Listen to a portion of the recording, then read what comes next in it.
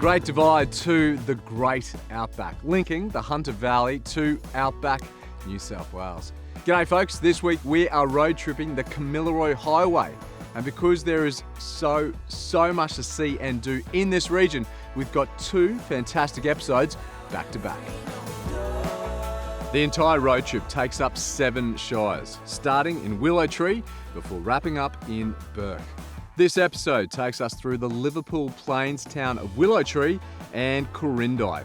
Further north to Gunnedah, onto Narrabri, before ending up this part of our road trip in Moree, travelling around 300 k's through Kamilaroi country.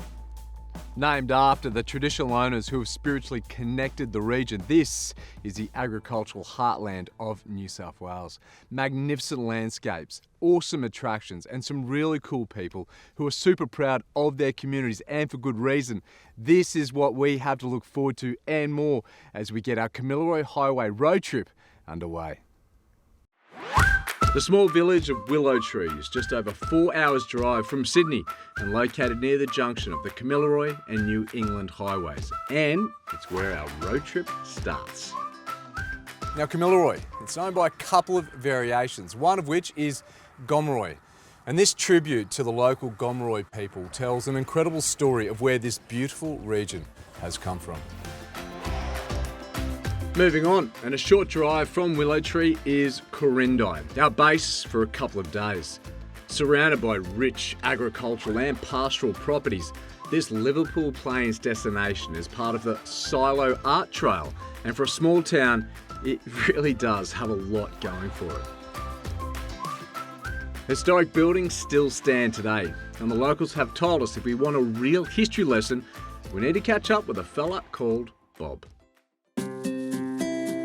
Well, not only is Bob's shed the biggest shed I've ever seen, mate, it's the best shed I've ever seen. When did this start?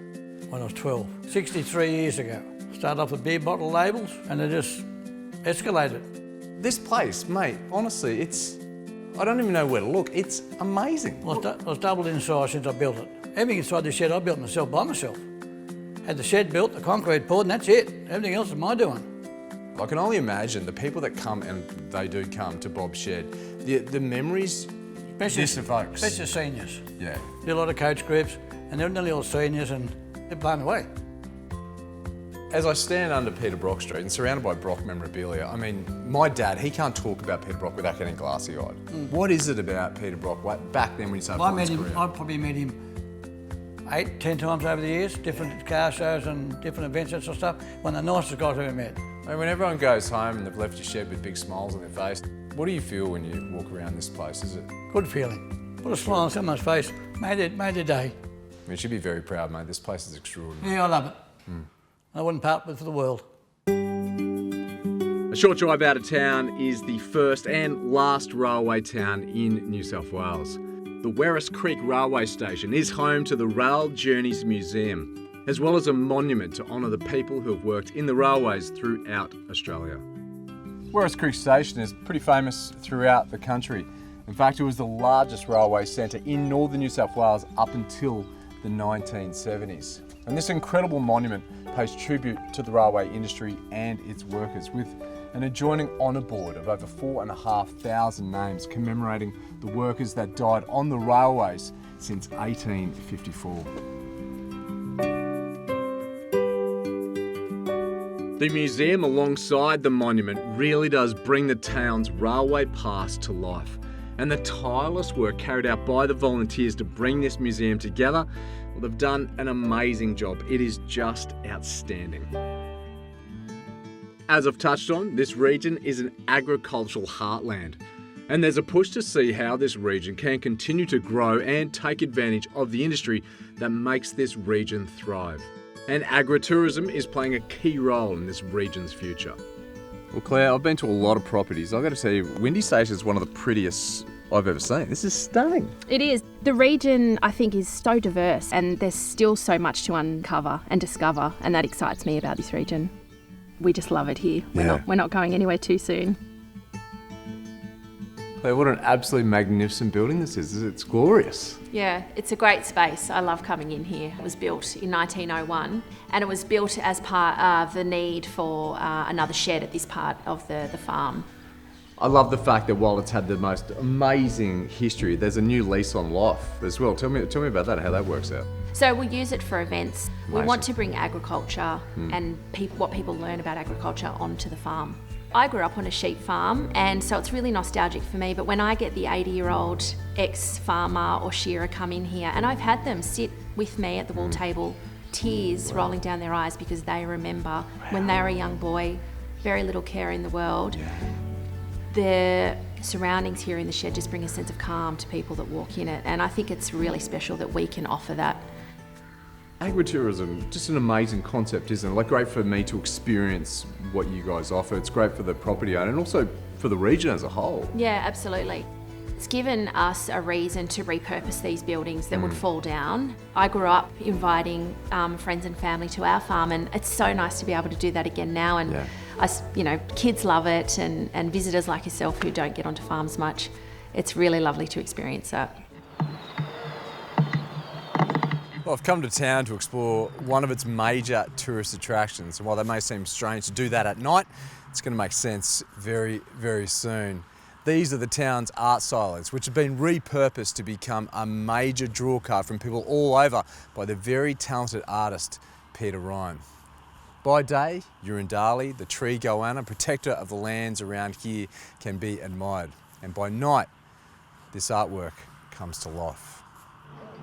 Lights, sound, and an impressive art show lights up the landscape.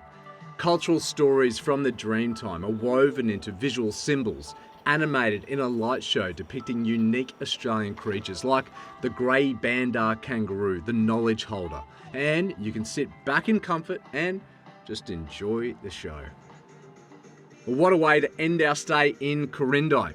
Time to put the head down and get ready for our next day of our Kamilaroi Highway road trip. From Gunnedah, our next stop is the agricultural hub of Gunnedah, an easy hour's drive away at the junction of the Oxley and Kamilaroi highways. Year round, the beautiful rolling landscapes change with the seasons. Cotton fields light up the countryside during autumn. Canola shines in spring. And during the summer months, sunflowers, sorghum and wheat cover the many farming properties that play a key role in Gunnedah's story of where it has come from and where it is today.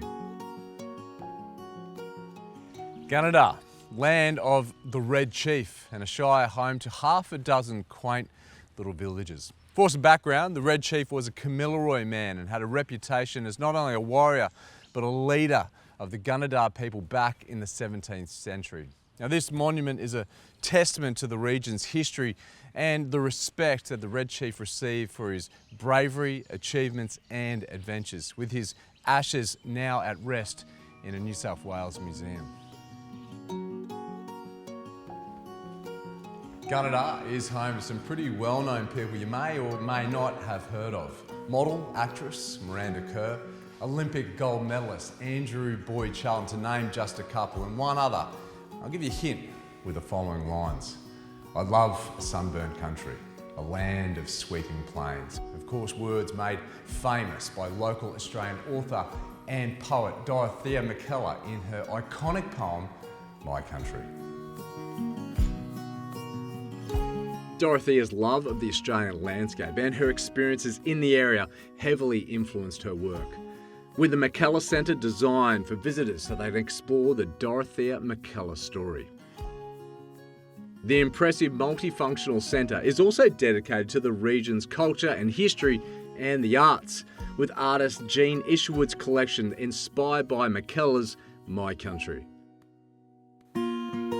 There's also another artist based right here in Gunnedah, someone with a passion for community art projects, having won many awards for her artworks.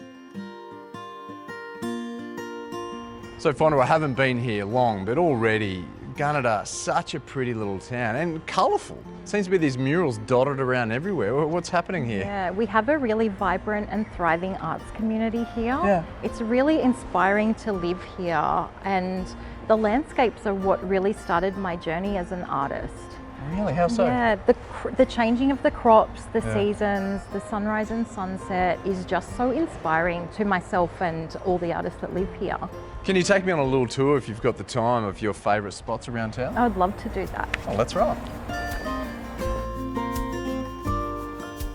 Well, Fauna, I'm a massive fan of silo art, and this has got to be not only one of the best I've ever seen, but probably the prettiest thing I've ever seen next to a busy road as well. I agree with you. It is the most spectacular silo art I have seen in the country, and we're so lucky to have it here in Gunnedah. The artist that did this, his name is Hisco. He's incredible and a really nice person too. I love how Hisco's really captured the essence of my country, like the colours he's used, the way he's just done the script of those few lines from the poem. Yes, so he's actually used her original handwriting, which we have here in Gunnedah, and he's worked from that to replicate that. So that makes it even more special. I love this. I love it too. So this is a repurposed water tower that has been functioning as a museum for many years. Since I was a little girl, it was here. And in 2019, an artist called Jenny McCracken painted this mural as a tribute to men and women that served in the Vietnam War. And like the Dorothea McKellar silo, it's another mural that you can see from many places in Gunnedah because it's so large and impactful. A good old quintessential Aussie outback country pub. Honestly, there is nothing like it. And this one is an absolute cracker. This is the Commercial Hotel in Curlewis, a short drive out of Gunnedah and just off the Kamilaroi Highway. And methinks the perfect spot to cap off what has been a cracking day. Now, waterhole, pub, boozer, tavern, doesn't matter what you call it, just make sure you visit it, because places like this, the walls tell a story, and this would have more than a few stories to tell because it's been here since 1912. Well, this is my short-term plan. I'm going to have a cold drink and tuck into what is touted as being New South Wales' best mince pie. Then I'm going to head to Pillow, because tomorrow another big adventure awaits. I hope you can join us. Best pie in New South Wales? Let's find out. We are well and truly into Kamilaroi country now, and from Gunnedah we make our way towards Narrabri. The Narrabri Shire is made up of the towns of Narrabri, Weewar and Boggabri, plus a few little villages, and is recognised as a destination with a nice mix of country and soul. Situated right in the heart of northwest New South Wales, it's an adventurous playground. It's also an agricultural wonderland, producing some of the world's highest quality cotton and wheat. In fact, Weewar, the oldest town in the region, is known as the cotton capital of Australia. Well, before I get to Narrabri, just taking just a little detour off the Kamilaroi, because I'm gonna get amongst nature, as they say. I'm about 50 k's out of town and I'm going hiking. Mount Kapitar National Park is just beautiful, created by erupting volcanoes around 20 million years ago. And it's no wonder so many people travel to explore this magnificent part of New South Wales. Wow, look at that. I'm about 1,500 metres up with the summit a tantalising 50 metres or so away. I'm so high, I've been walking in a cloud for the last 20 minutes, and I can tell you it's cold, but as you can see, absolutely stunning. The park itself, 140 square kilometres of varying terrains and hiking trails for the very keen hiker. Speaking of keen, I'm keen to see that view. Wow. Can't get the smile off my face. Mother Nature, take a bow. You've done it again. You know, not long ago I was driving through beautiful green agricultural land, and now look at this, 360 degrees of beautiful rugged wilderness. I've said it before and it sums it up. Wow. I see what they mean when they say Mount Kapitar is a fantastic wilderness escape. As well as walking trails, this is a great area for cycling and bird watching. There's also camping and cabins on the range, so you can spend as much time as you like out here. We've made our way to the northern area of the park, and a 750 metre walking track takes us to Sawn Rocks. Without a doubt, an iconic reminder of Capita's volcanic past. These rocks look like the organ pipes you'd see in a church, but in fact they've been formed by the very, very slow cooling of molten rock. Absolutely extraordinary. And the good news is it's very accessible to get to this site as well. Just a short 15-minute walk from the car park, and wheelchair accessible as well, which means everyone can see this site, and I guarantee you, you should. It is a must see.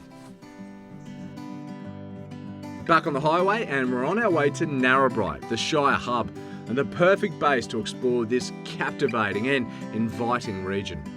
First stop in town is the Narrabri Region Visitor Information Centre, and this place is full of quality local produce and some great information on Narrabri and the surrounding area.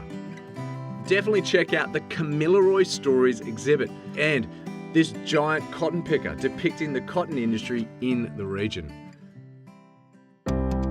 Did you know that Australia is one of the world leaders in radio astronomy? And a short 25k drive out of town lies one of the most spectacular telescopes in the southern hemisphere. This huge telescope behind me is the CSIRO Australia Telescope Compact Array. Now, while that may seem like a bit of a mouthful, and it is, let me simplify things. The array is a collection of 6 dishes linked together to collect radio signals from space. Essentially, they have the capacity to capture greater detail of objects up there, like black holes and star clusters. The good news is, when you come out to visit, and I highly suggest you do, it is absolutely 100% free. I'm going to say a sentence I've said a lot on this trip. I've never seen anything like it. Well, to give you an idea on how important this installation is, it essentially breaks down like this. The bigger the dish, the better the result. For anyone to try to reproduce the images as clear as what the compact array gets, they would need a single dish 6 kilometres across. Well, I can highly recommend spending a few days in Narrabri. There is so much to see and do, as you've seen, and that really is the tip of the iceberg. And if you've got even a little bit of an adventurous spirit about you, you are well and truly spoilt for choice, whether that's in the region's lake systems, in the Paliga Artesian Bore Baths, or that magnificent national park. Well, that is Narrabri and the end of this part of the road trip. Next destination, Moree. A beautiful black soil plain sitting directly above Australia's Great Artesian Basin, an agricultural centre known for its cotton farming and a history dating back to the 1800s. Well, Moree is known as a place to explore, relax and experience, and that's exactly what I intend to do during my stay here. So about 600 k's from Sydney, in what is the home of artesian water country and Australia's spa capital, and a natural stopping point for inland wanderers from all over the country. And I reckon I just need to see what all the fuss is about. The word is, the Moree Artesian Aquatic Centre is nature's magic at work, and people travel from all over the world for the water here, well known for its healing properties. Well, the very famous hot baths here in Moree began back in 1895. That's close to 130 years ago. Some 200,000 visitors each and every year from Australia and beyond come to visit. To do what? Refresh, rejuvenate, recharge, relax, and plenty of other R words I can't think of right now. Wait, go one more. Revitalise.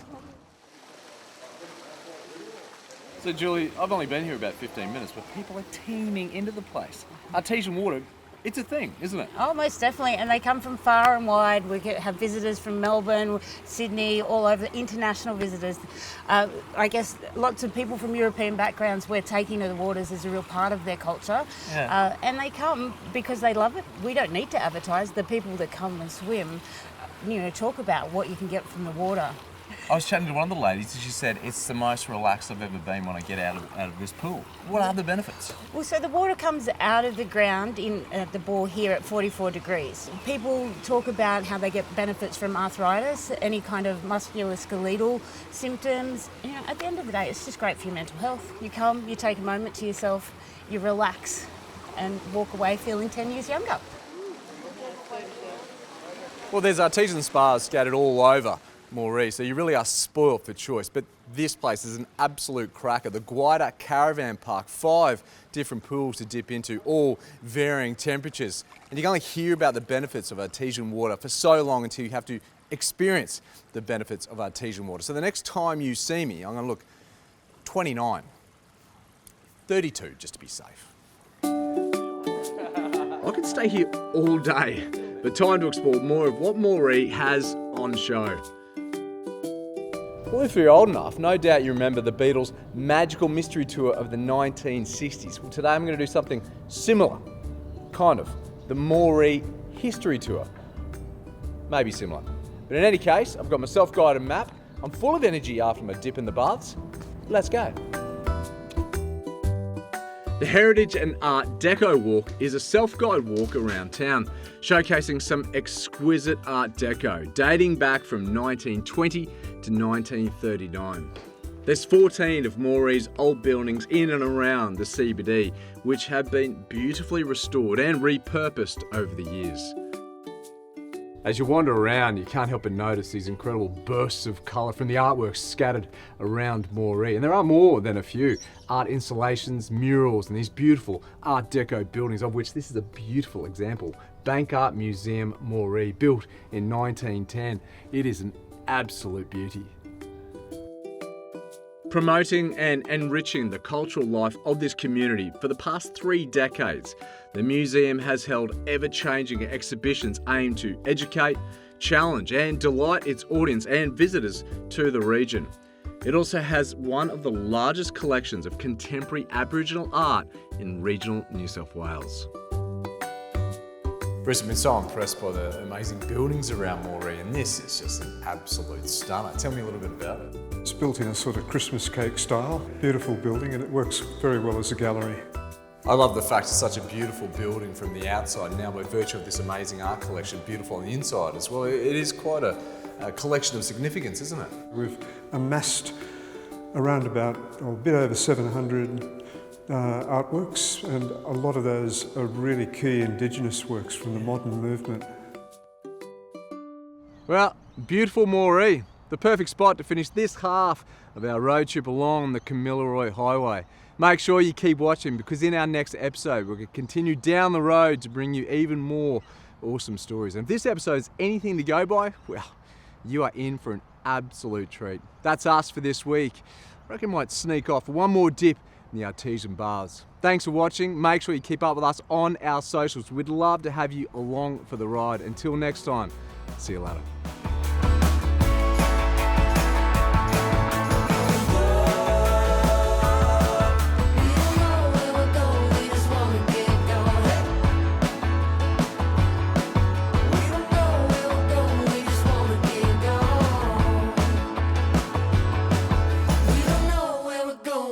Wanna get going.